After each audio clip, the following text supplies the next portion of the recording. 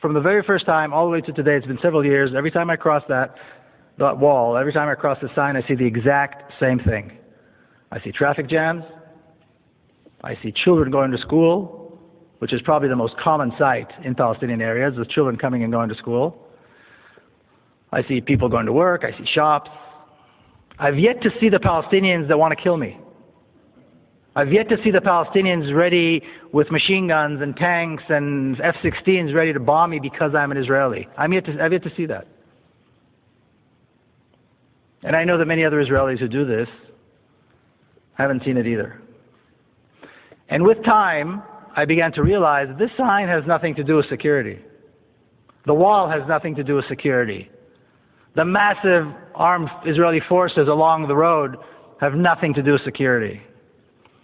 The terrorizing and harassment that Palestinian Israelis go through when they go through Tel Aviv airport, the humiliating process that they have to go through, they have to endure every time they decide to leave and go overseas, has nothing to do with security. It has everything to do with racism, with hatred, and with a deep desire to keep us apart, to keep me privileged and them with no rights. That's the name of the game. That's what it's all about. Now, in this picture, I stand with my friend Jamal, who sat in Israeli prison for many, many years. In fact, he was given a life sentence, but he was exchanged in one of the prisoner exchanges between Israel and the PLO. And the reason he was given a life sentence is because he killed a soldier. He and three others saw two young Israeli soldiers guarding a bank in Ramallah, of all things. And soldiers are usually fully armed, of course. And they approached them and they stabbed them to death with a knife. And for that, they were later on, beaten, tortured, and arrested and given life sentences. But when I see the picture of the two of us standing side by side, I have to wonder, which one of us is really the terrorist? Because according to this, it's certainly not him.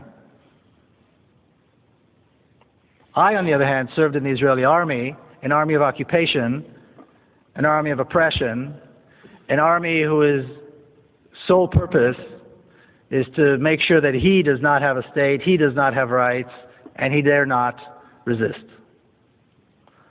So yes, my army has uniforms and commanders and generals, but which one of us is really the terrorist?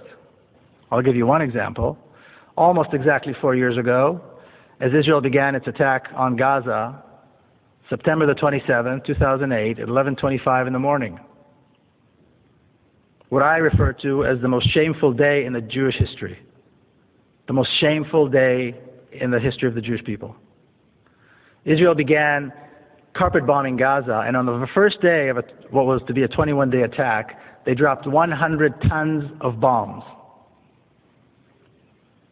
Okay, a 1-ton bomb will decimate an entire city block. Gaza is one of the most densely populated places in the world. 800,000 children live in Gaza. 11:25 is exactly the time when the morning school shift and the afternoon school shift change. So all the kids are in the streets. All the children are on the streets. That was the moment decided by the decision makers in Israel to begin the attack. This was the first day of a 21-day slaughter that had absolutely no justification. If that's not terrorism, I don't know what is.